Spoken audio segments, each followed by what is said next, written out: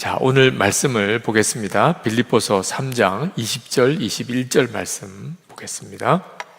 빌립보서 3장 20절, 21절 함께 제가 가지고 있는 성경 본문이 새번역 성경입니다. 그래서 아마 나와 있는 자막을 보시고 같이 따라 읽어주시면 되겠습니다. 그러나 우리의 시민권은 하늘에 있습니다. 그곳으로부터 우리는 구주로 오실 주 예수 그리스도를 기다리고 있습니다. 그분은 만물을 복종시킬 수 있는 권능으로 우리의 비천한 몸을 변화시키셔서 자기의 영광스러운 몸과 같은 모습이 되게 하실 것입니다. 아멘. 제가 철원에서 군목으로 근무할 때 참 놀라운 영적인 꿈을 꾸었습니다. 그 꿈이 지금도 제 삶에 엄청난 영향을 주고 있는데, 그 꿈은 제가 하나님 앞에 가는 그런 일이었어요. 어떤 상황에서 그런 꿈을 꾸게 됐는지는 전혀 기억이 안 나지만 제가 어디론가를 걸어가고 있는데 하나님 앞에 가는구나, 그런 생각이 분명히 들었습니다. 그때 마음이 참 복잡했어요. 이제 하나님 앞에 서게 되면 하나님은 나를 뭐라고 하실까? 나는 하나님을 어떻게 만날 수 있을까? 이런 생각이 들면서 마음에 소원이 생기기를 제가 회심할 때 하나님께 드렸던 기도예요. 한마디만 들을 수 있으면 정말 좋겠다. 수고했다, 내 종아. 주님이 그렇게 저를 안아주실 수 있으면 얼마나 좋을까. 솔직히 그런 말씀을 들을 만한 자신이 없었어요. 그게 두려움이었습니다. 주님이 나에게 수고했다, 내 종아, 이렇게 말씀을 하실 수 있을 것 같지가 않은 거예요. 우리가 진짜 영안이 열리지 않는 상태에서 살면 주님 앞에 서는 순간은 말할 수 없이 두렵습니다. 아무리 잘 산 것 같아도 그 순간에는 정말 두렵습니다. 그런 안타까운 마음으로 있다가 깼어요. 주님을 만나 뵌 것도 아니고 그냥 그런 마음이 간절한데 도무지 그럴 수 있을 것 같지는 않은 답답함 속에 그러다가 깼습니다. 거의 한밤중이었어요. 아내도 우리 딸도 그렇게 옆에서 자고 있는데 더 이상 잠이 안 오는 겁니다. 너무 꿈이 너무 생생하고 또 저에게 있어서는 너무 두렵기도 했었습니다. 이렇게 주님 앞에 가서는 안 되는 거구나. 그래서 이제 조용히 거실로 나와서 거기서 하나님 앞에 무릎을 꿇고 기도하는데, 그냥 제 마음에 나오는 기도가 하나님, 제 유익을 이제는 구하지 않겠습니다.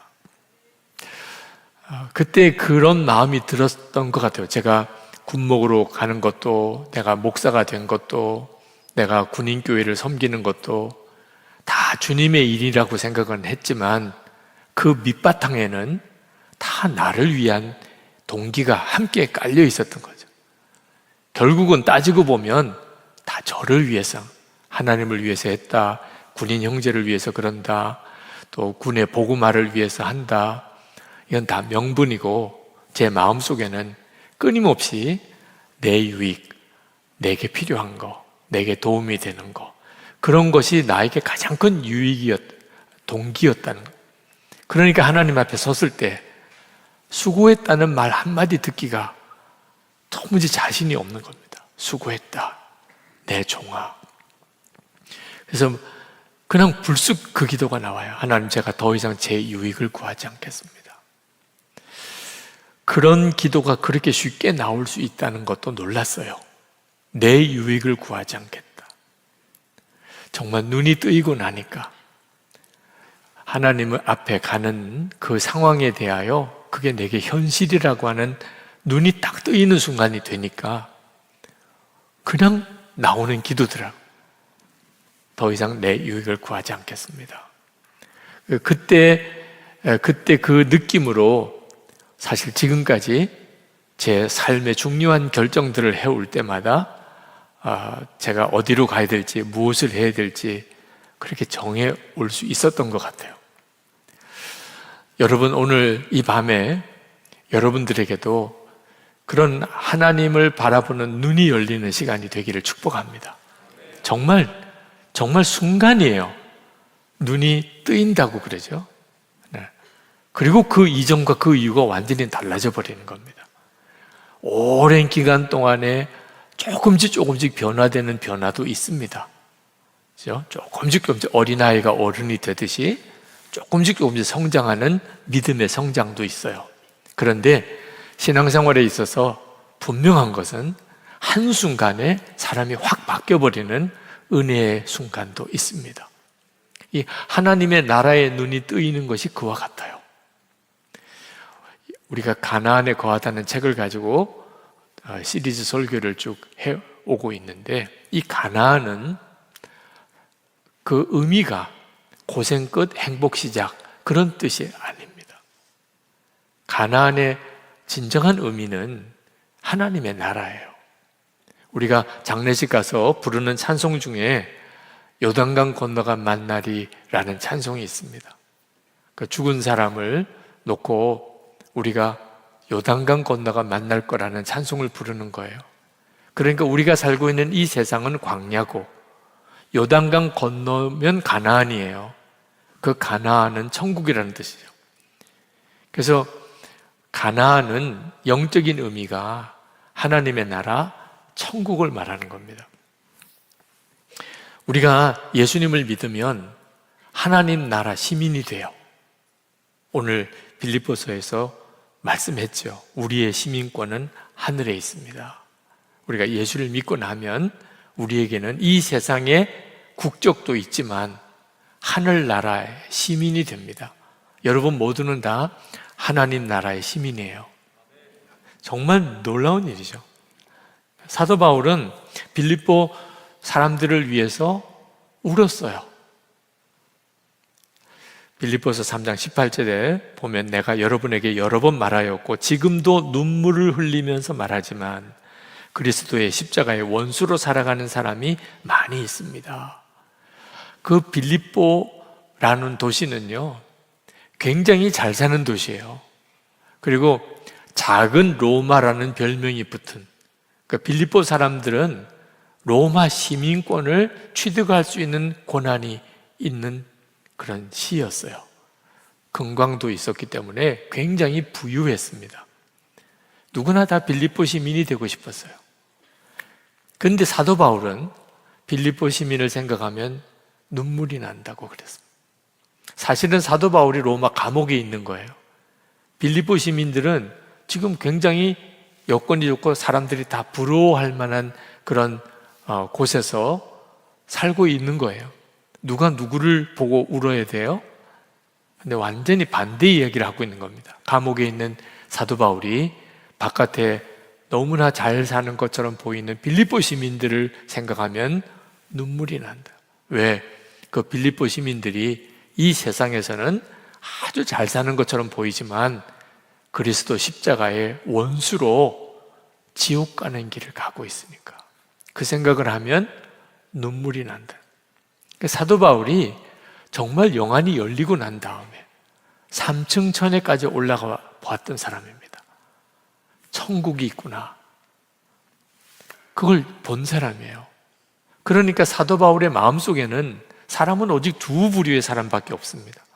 하나님의 나라 시민, 그리고 지옥 갈 사람. 둘밖에 안 보여요.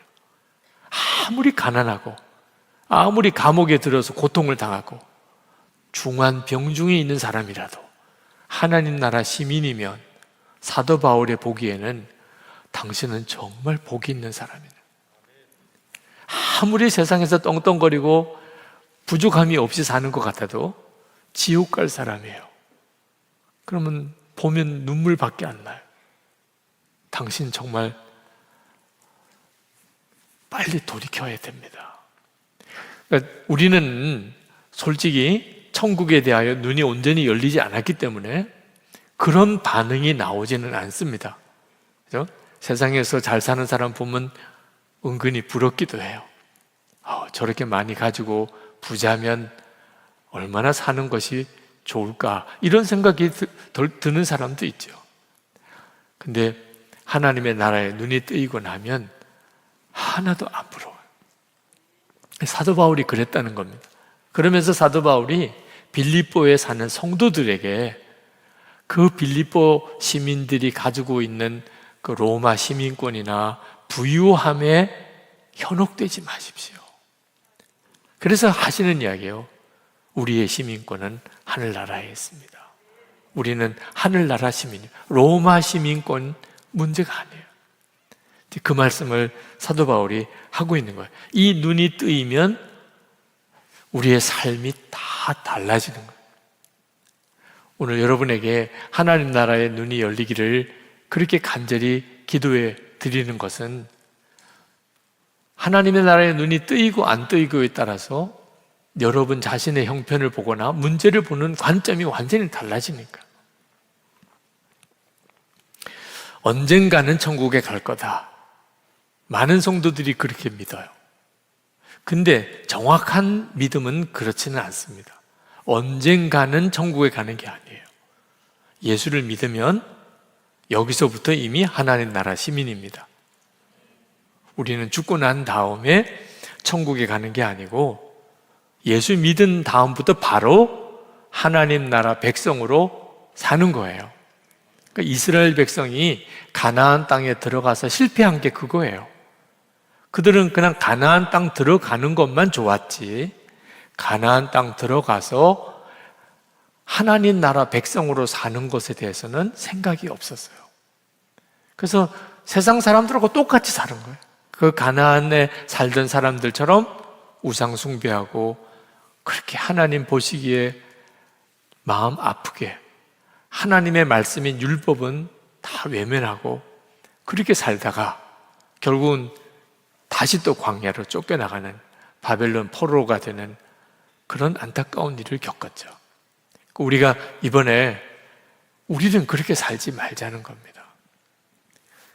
사도 바울은 천국에 가는 소망도 있었고 하나님의 나라에 대한 소망도 있었어요. 이 둘은 같은 내용인 것 같으면서도 차이가 있습니다. 죽고 난 다음에 천국에 가는 것. 그러나 이 땅에 하나님의 나라가 이루어지는 것. 이 둘은 사실은 연결되어 있지만 차이도 있어요.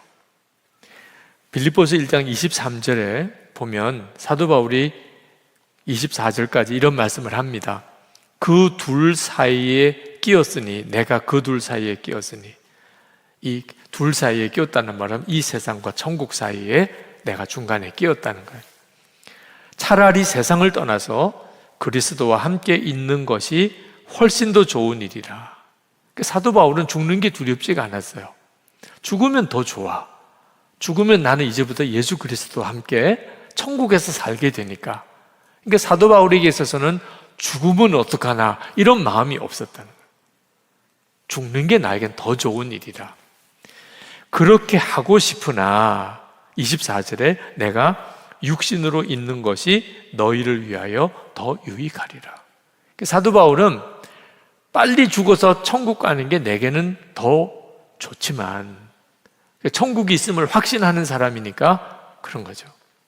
순교도 두렵지가 않아요. 근데 그러나 더 유익한 게 있어요. 그게 뭐냐면 내가 여전히 여기서 하루라도 더 살면서 성도들과 함께, 그리고 연약한 교회를 세우고 복음을 전하는 일을 하는 일이 더 유익하다. 그게 하나님의 나라를 이 땅에 이루는 일을 위한 일이기 때문에. 그러니까 하나님의 나라가 없다면, 이 땅에 하나님의 나라가 이루어지는 게 없다면 빨리 죽는 게 낫죠. 그죠? 오늘 우리 성령 집회 끝나고 나가다가 대형 트럭에 부딪혀가지고 바로 그냥 하나님의 나라 갔다. 그러면 그냥 이론적으로만 따져서 하는 이야기예요. 감정은 다 빼고 그러면 수지 맞은 거죠 뭐. 시험 되는 일이 뭐 있어요. 그죠?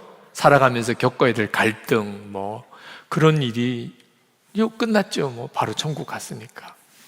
이론적으로만 따지면 그런 거죠. 하나님의 나라, 그 사명이 없다면, 그러면 하루라도 빨리 죽는 게 더 낫죠.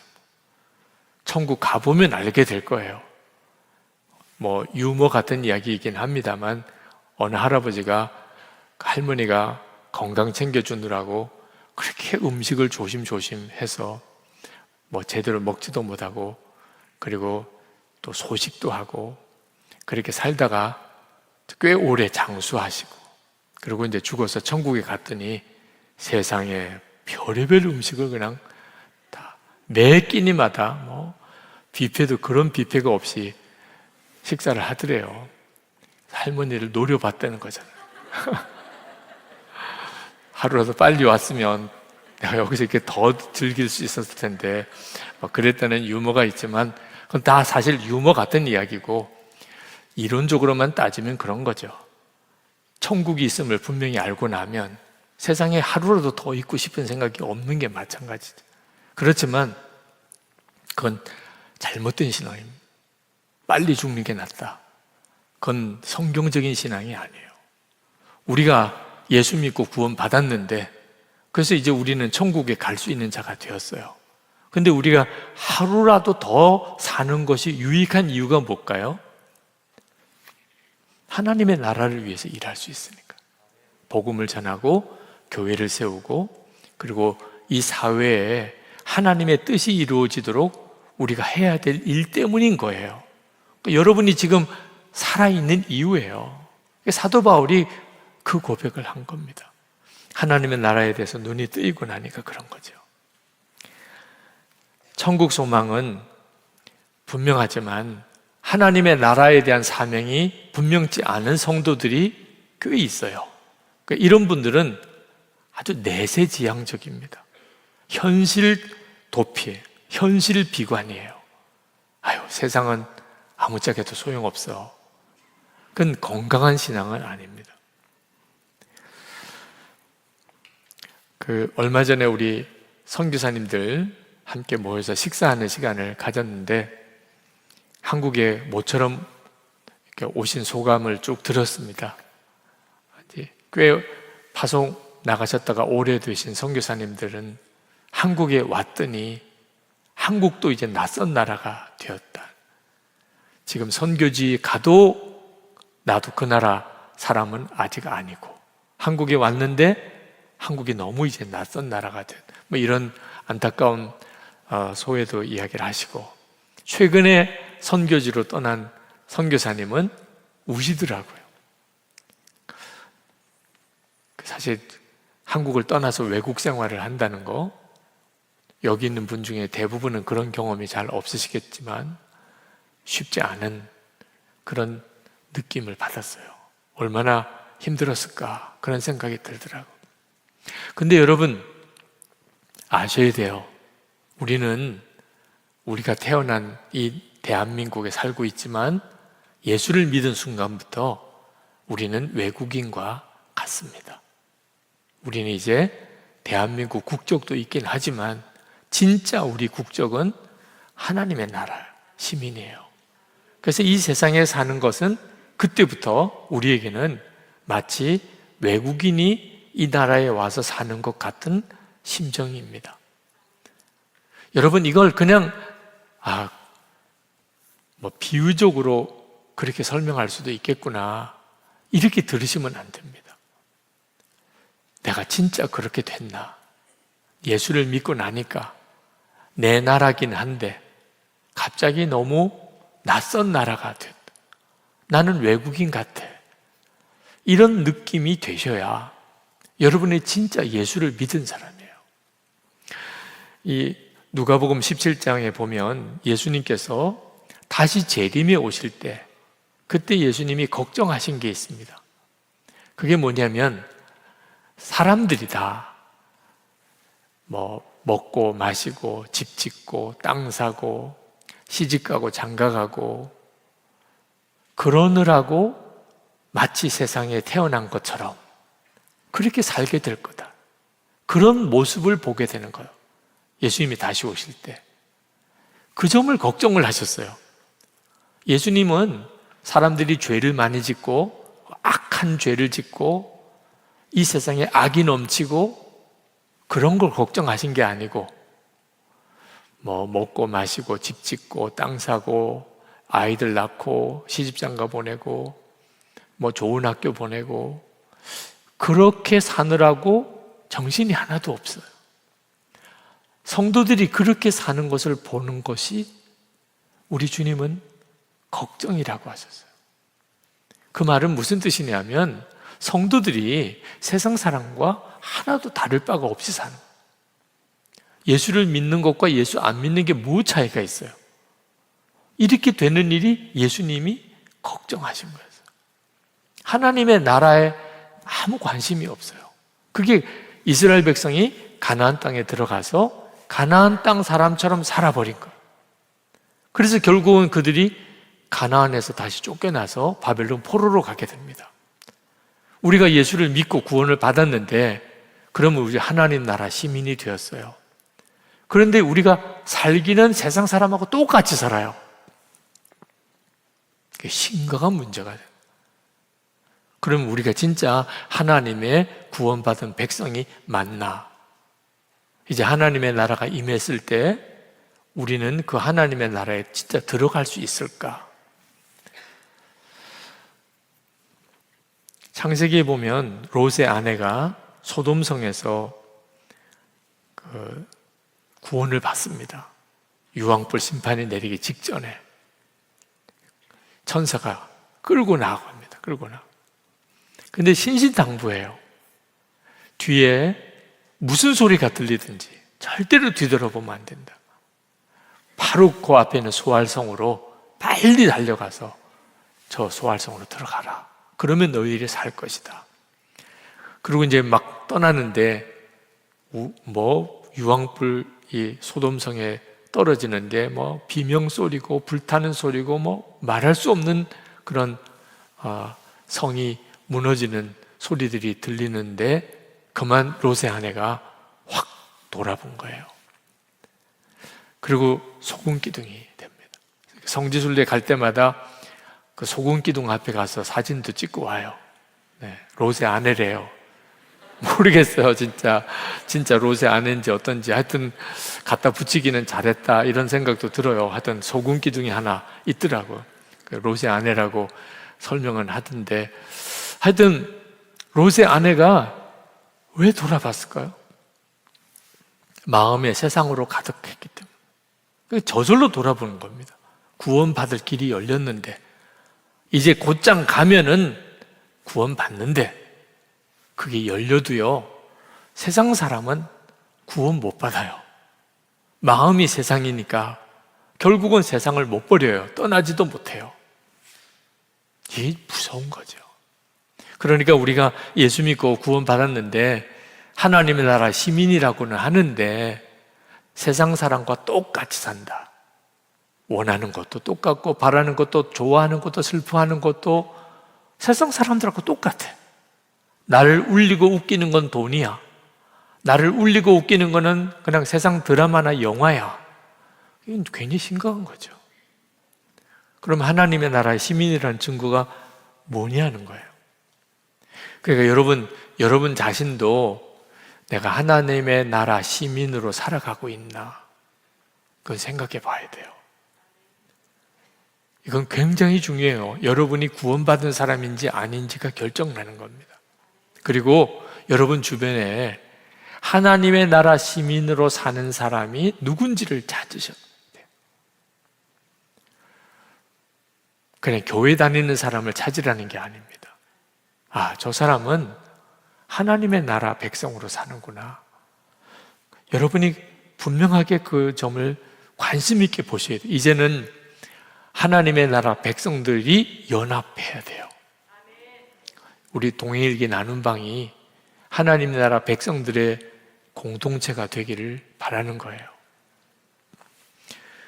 빌립보서 3장 17절에 보면 형제자매 여러분 다 함께 나를 본받으십시오.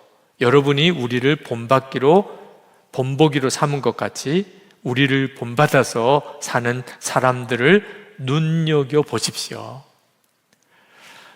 분명히 그렇게 권하고 있어요. 진짜 하나님의 나라 사람으로 사는 사람이 누군지를 서로 주목해서 찾아보고 살으라는 겁니다. 사람이 똑같지가 않습니다. 완전히 세상 사람이 있어요. 아, 저 사람은 하나님의 사람이구나. 구분이 돼요. 오늘도 여러분 주변에 이제 누가 정말 하나님의 나라 사람인지 여러분 그 이름을 한번 체크를 좀 해보세요. 잘 모르겠다 싶으면 한번 찾아서 물어보세요. 국적이 어디신가요? 네. 우리 해외에서 뭐 중국 사람인지 일본 사람인지 잘 알기 어려우면 옆에 가가지고 아리랑을 부른다고 그러죠. 네. 그러면 금방 반응하는 사람은 한국 사람이죠. 네. 여러분도 그 참 애매한 사람 옆에 가서 요단강 건너간 만나리를 한번 불러보든지 한번 하여튼 어떻든지 누가 진짜 하나님 나라 시민인가? 이 땅에 있습니다. 이 세상에 살지만 하나님 나라 시민이 있어요. 어떤 사람이 천국 갈 사람인지 지옥 갈 사람인지 우리가 알아요. 죽고 난 다음에 아는 거 아닙니다. 사는 게 다르니까 여기서 아는 거예요. 아, 저 사람은 중국 사람 같다. 사는 게 중국 사람이에요. 아, 저 사람은 일본 사람 같아. 금방 표시가 나죠? 저 사람은 일본 말투도 일본식 말투고, 그죠?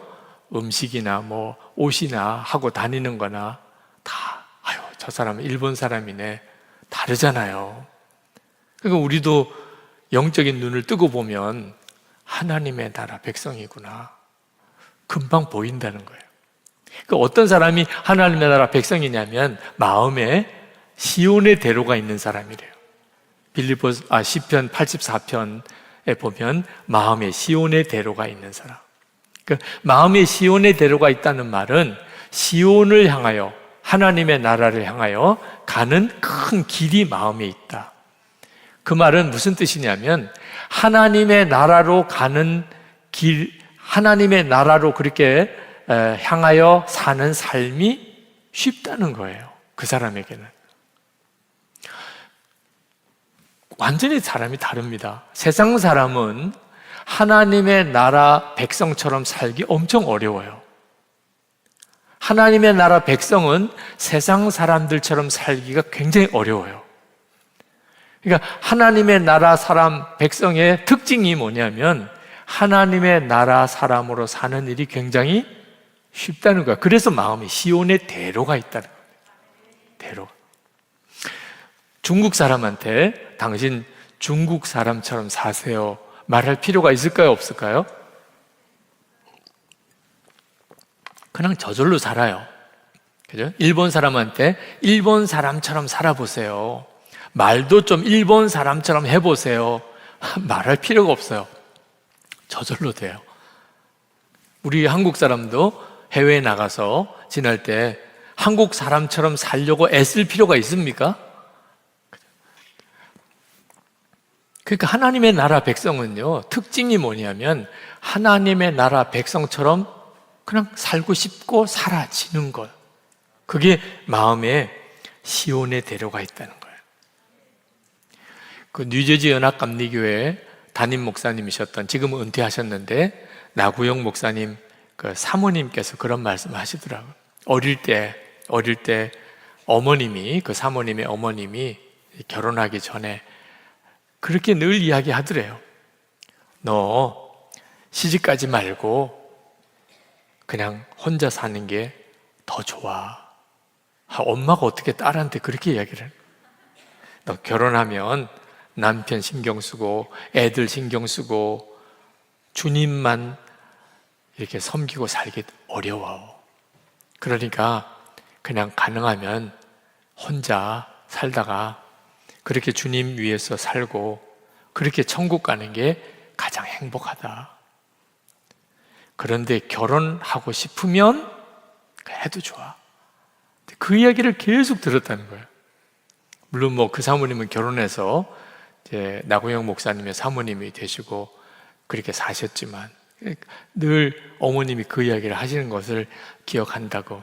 그 하나님의 나라 백성이 된 사람은 생각하는 게 많이 다릅니다. 결혼하지 않는 게 좋다 그 말씀을 드리려고 하는 게 아니에요. 결혼하고 안 하고 그조차도 뛰어넘는 눈이 열리는 세계가 있다는 겁니다.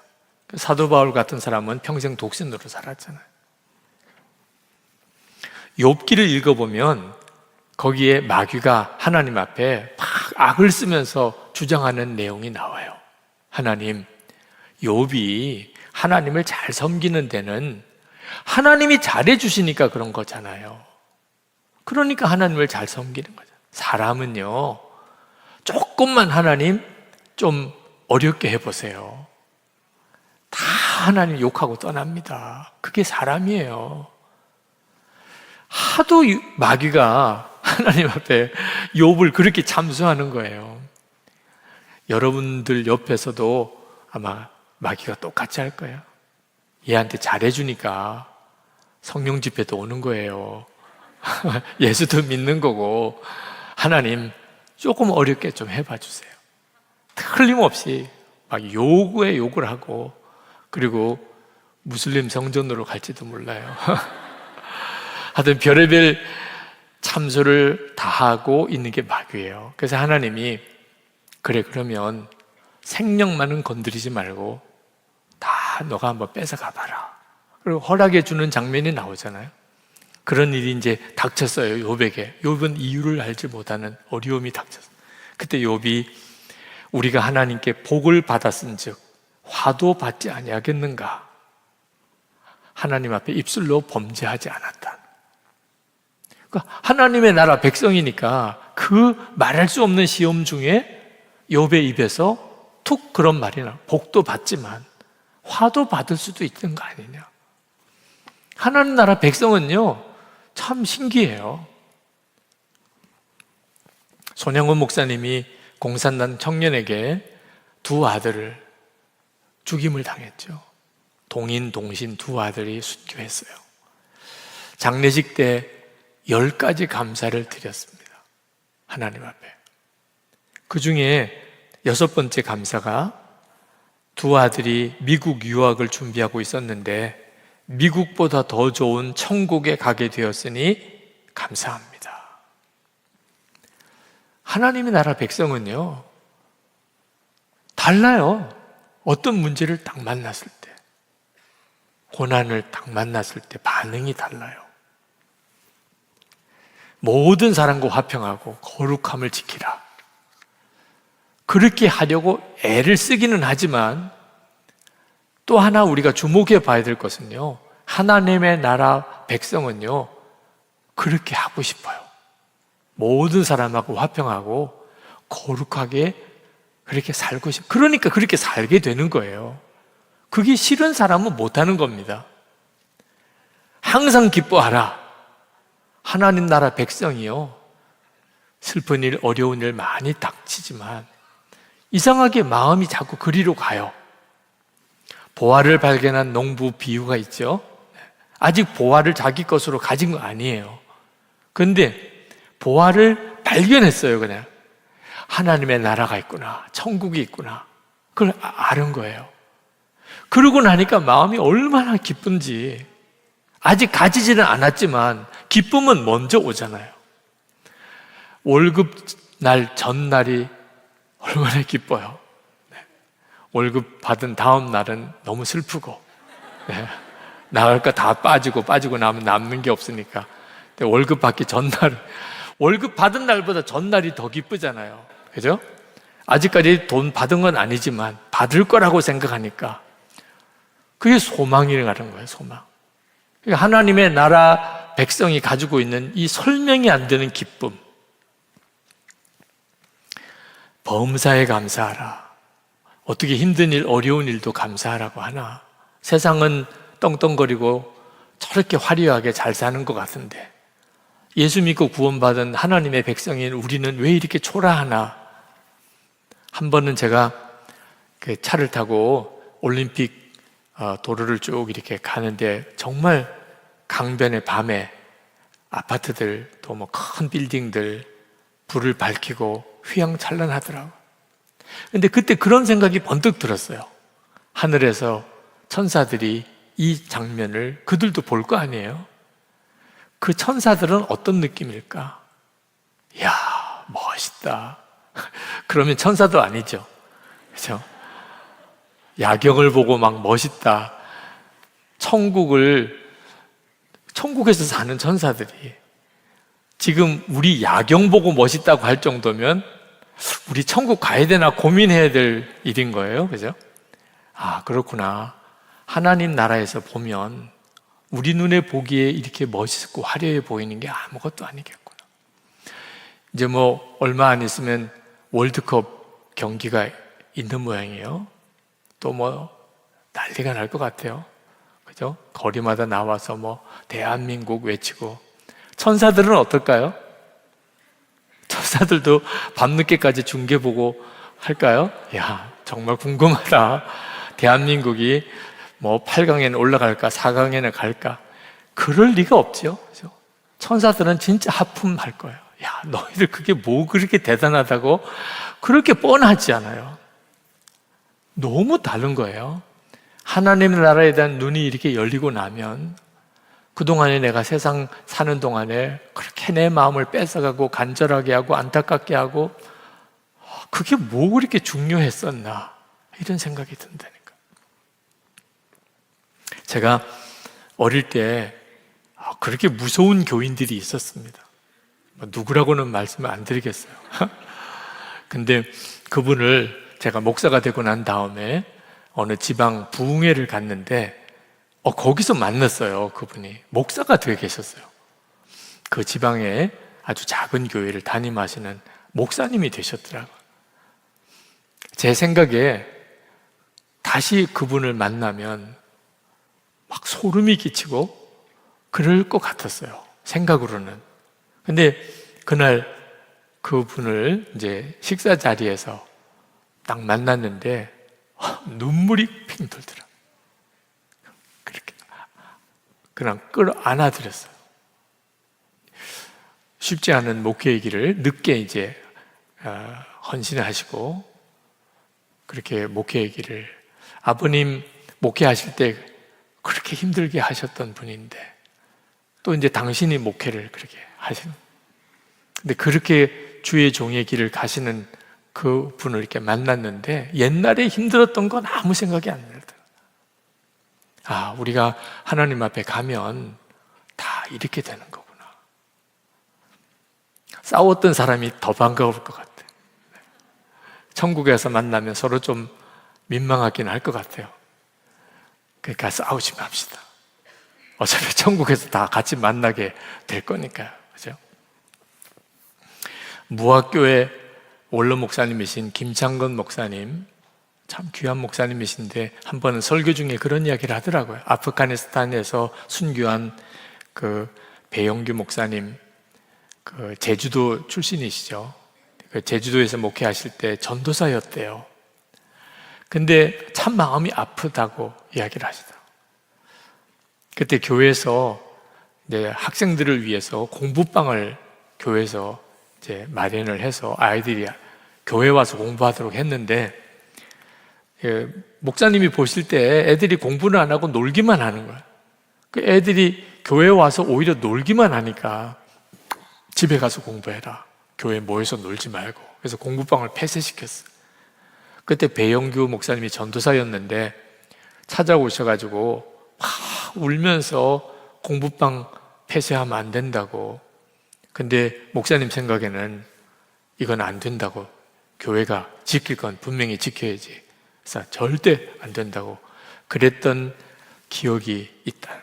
근데 아프가니스탄에서 순교한 소식을 이렇게 듣는데 그렇게 마음이 아프더라. 그때 내가 그냥 받아주고 그때 공부방도 다 열어주고 그렇게 격려도 해주고 그랬으면 얼마나 좋았을까. 이렇게 될 줄을 몰랐던 거죠.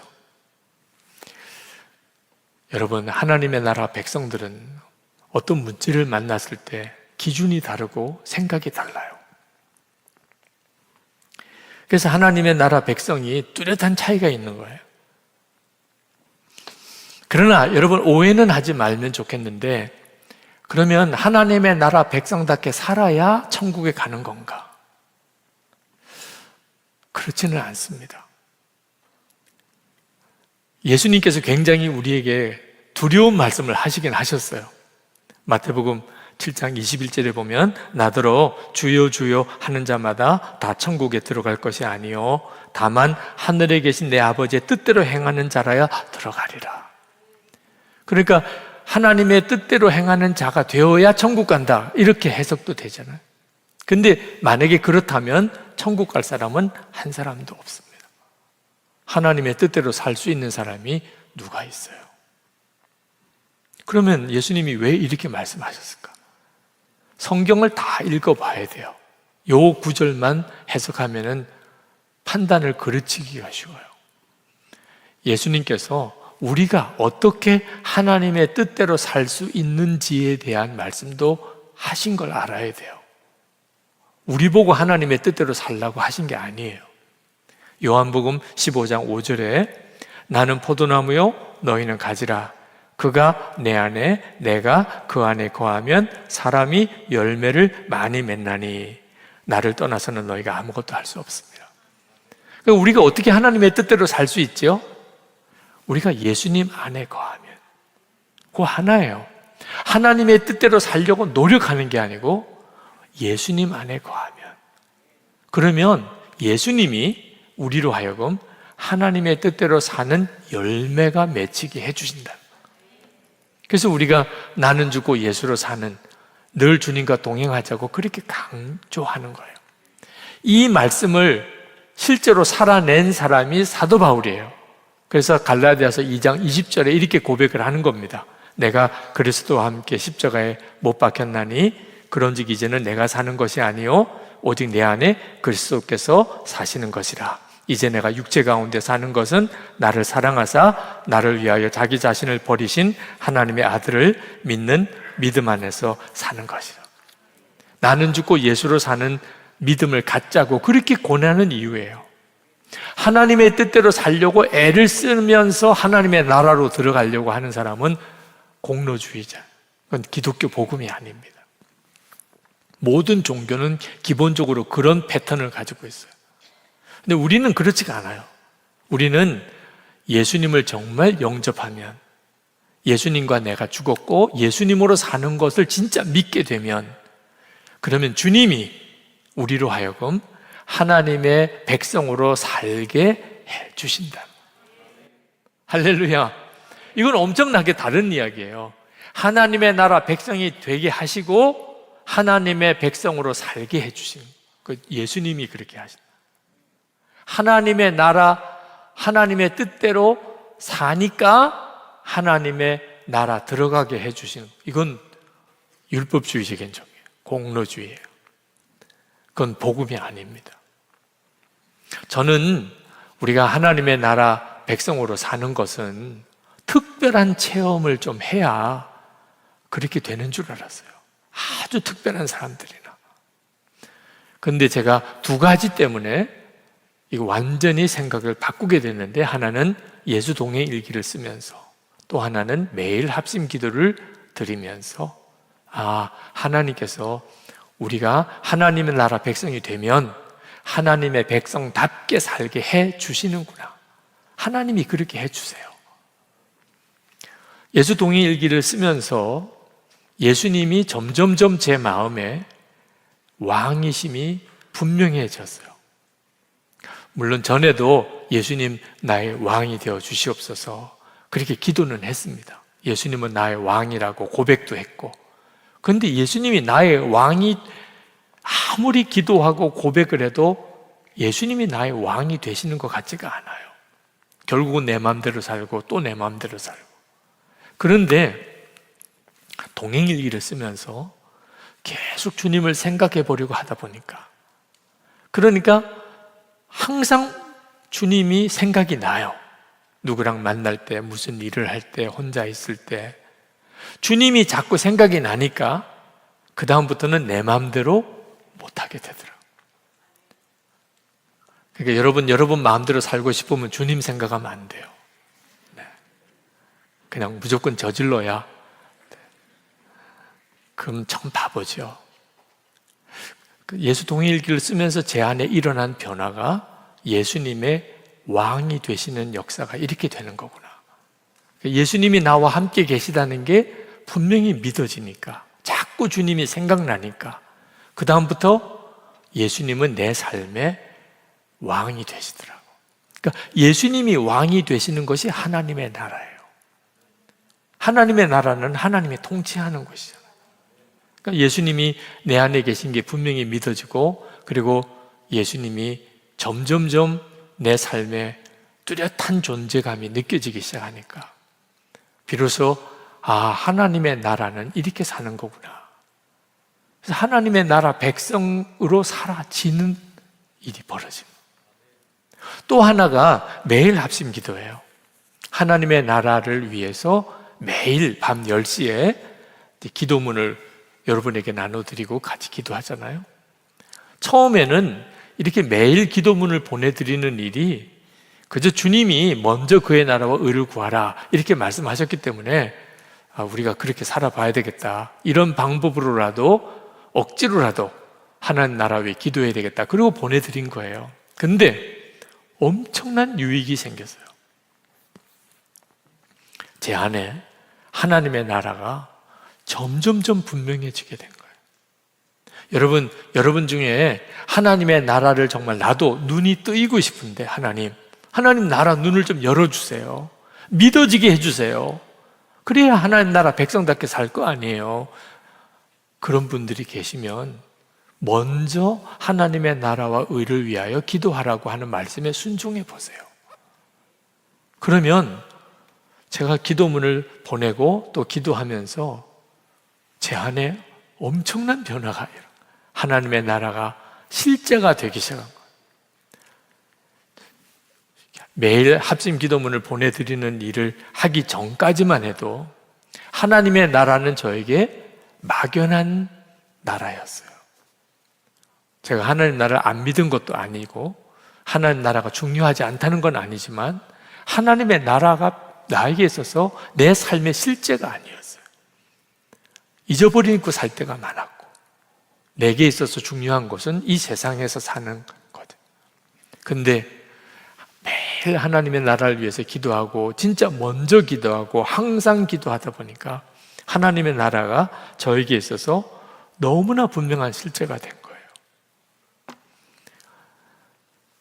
저는 여러분들이 정말 하나님의 나라를 위해서 처음에는 억지로 기도하는 것 같지만 그 기도가 여러분들을 살리게 돼요. 사람은 다 마음에 갈망이 있습니다. 크게 3가지 부류가 있어요. 하나는 뭘 먹을까, 뭘 입을까, 어떻게 하면 부자 될까, 어떻게 하면 성공할까, 어떻게 하면 건강하게 살까, 어떻게 하면 재밌게, 어떻게 하면 맛있는 거 먹고, 이런 갈망이 있는 사람. 여기도 있다고 제가 말을 하고 싶긴 한데 조심스럽기도 해요. 항상 그 생각밖에 없는 사람, 성령 집회는 그런 사람들은 잘 안 와요. 별로 맛있는 게 없으니까 여기는. 근데 또 하나가 어떤 사람이 있냐면, 어떻게 하면 우리 이 환경을 잘 지킬 수 있을까? 어떻게 하면 우리 나라가 정의로운 나라가 될 수 있을까? 어떻게 하면 빈곤이 없어질 수 있을까? 어떻게 하면 세상에 평화가 올 수 있을까? 훌륭한 사람들이죠. 그죠? 공동체와 그리고 세계 환경과 평화를 생각하는 사람들. 이런 부류의 사람들이 있습니다. 이런 분들이 정치인이 되셔야 되죠. 그죠? 항상 관심이 그런 쪽으로 가 있으니까. 그래서 또 한 부류의 사람이 있는데, 그 사람은 어떻게 하면 하나님의 통치가 이 땅에 이루어질 수 있을까? 어떻게 하면 모든 나라와 종족이 하나님 나라 복음을 들을 수 있을까? 이 부분이 중요한 부분이니까 강조. 효과음이 나오는 거예요. 어떻게 하면 정말 모든 나라 종족들이 하나님의 복음을 들을 수 있을까? 네. 이렇게 또 아멘이 나오기도 하는. 하여튼 이런 마음의 갈망이 있는 사람들이 있다니까요. 여기 있는 분들이 상당수가 그러리라고 생각합니다. 사람은 그 갈망 때문에 달라지는 거예요. 뭘 먹을까, 뭘 입을까, 뭘 어떻게 하면 잘 살까, 뭐 어떻게 하면 부자 될까, 이런 욕망이 있는 사람도 있고, 세상 사람이죠. 어떻게 하면 환경도 지키고 평화도 지키고, 어떻게 하면 가난한 사람 빈곤도 퇴치하고, 이런 생각을 하는 사람들도 있고, 어떻게 하면 하나님의 통치가 이루어질 수 있을까? 어떻게 하면 복음이 전해질 수 있을까? 여러분의 마음의 갈망은 어떤 거예요? 좌절 느끼시는 분들이 있을 거예요. 근데 해보세요. 매일 합심기도 통해서라든지 꾸준히 하나님의 나라를 위해서 먼저 기도해보세요. 그러면 어느 순간에 여러분의 마음이 제가 지금 경험한 것처럼 하나님의 나라에 대한 소원으로 가득하게 돼요. 그리고 눈이 이렇게 열리게 돼요. 세상을 보는 눈, 나라를 보는 눈, 사람을 보는 눈, 눈이 달라져요. 이면수 목사님이 2년 반 동안 북한에서 억류되어 있다가 석방돼 나오셨는데, 참 묘하게도 개인적인 어떤 관계가 전혀 없는데도 우리 매일 합심 기도에서 이면수 목사님의 석방을 위해서 계속 기도했었어요. 그리고 석방이 돼서 나오니까 와, 이보다도 더 놀라운 일, 기쁜 일이 없더라고요. 제가 그 목사님의 캐나다에 있는 교회까지 가서 그 목사님이 귀환하는 장면을 가서 옆에서 같이 다 봤어요. 근데 그때 느꼈어요. 이면수 목사님의 석방을 위해서 기도한 사람이 있고 기도 안 한 사람이. 기도한 사람은 이면수 목사님의 석방이 말할 수 없이 기뻐요. 기도 안 한 사람도 기쁘긴 한데 좀 마음이 빚이 있어요. 하나님의 나라가 임했을 때 하나님의 나라를 위해서 기도한 사람과 기도하지 않은 사람이 이런 차이가 있겠구나. 주님이 여러분을 만났을 때 하나님의 나라가 임하기를 진짜 기도한 사람을 주님이 모르시겠어요?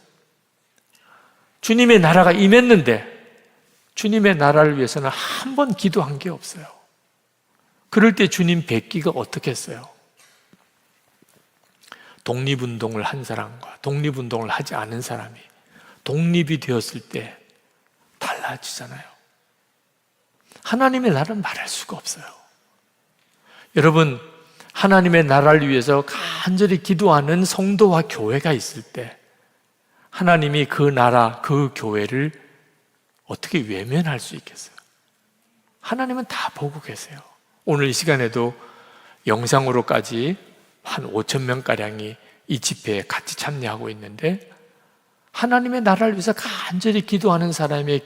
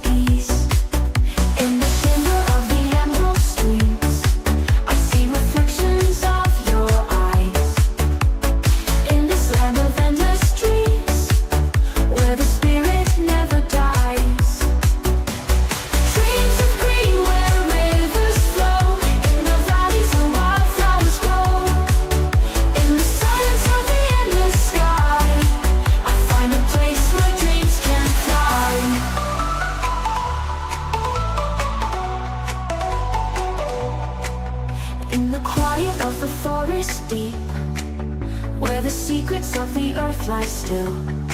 I find a promise I will keep in this dreamscape where time stands still. The canopy above me spreads. I shelter.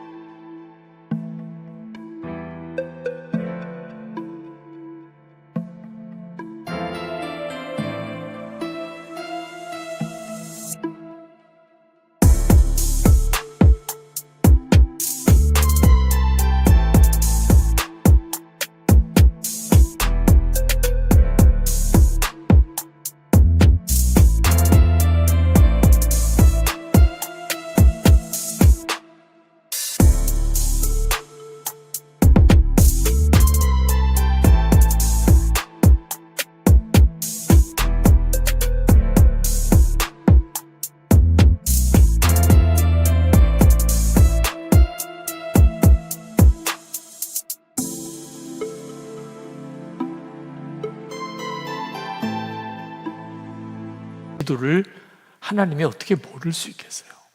누군지는 하나님이 아실 거예요. 여러분이 하나님께서 기뻐하시는 일을 하는 일이 그렇게 어려운 일이 아니에요. 그리고 하나님의 나라를 위해서 기도하는 일은 말할 수 없는 복이 있는 거예요. 이제 이 시리즈 설교를 다 마치면서 여러분에게 정말 간곡하게 부탁을 드립니다. 하나님의 나라 백성은 표시가 있어요. 이 땅에서 벌써 그 표시가 있어요. 본인도 알아요. 주변 사람들도 알만한 사람은 다 알아요. 저 사람은 하나님의 사람이야. 중국 사람이 있으면 주변 사람 알잖아요. 저 사람은 일본 사람이야. 저 사람은 필리핀 사람이야. 하나님의 나라 백성은 더 말할 것도 없죠. 오늘 우리 마음에 그 간절한 기도가 있게 되기를 축복합니다. 우리 찬송 중에 그 찬송이 같이 부르고 싶어요. 하나님의 나팔 소리, 굉장히 빠른 템포로 강력한 메시지. 이제 우리가 요즘엔 찬송가를 많이 안 부르기 때문에 잘 안 부르는 찬송이기도 하지만 우리 이 찬송을 한번 같이 부르시면 좋겠고, 여러분이 정말 성령의 사람이라면 찬송을 부르는 중에 여러분 안에 하나님 나라에 대한 간절한 갈망과 소원이 일어날 거라고 믿습니다. 우리 일어나서 함께 부르면 좋겠습니다.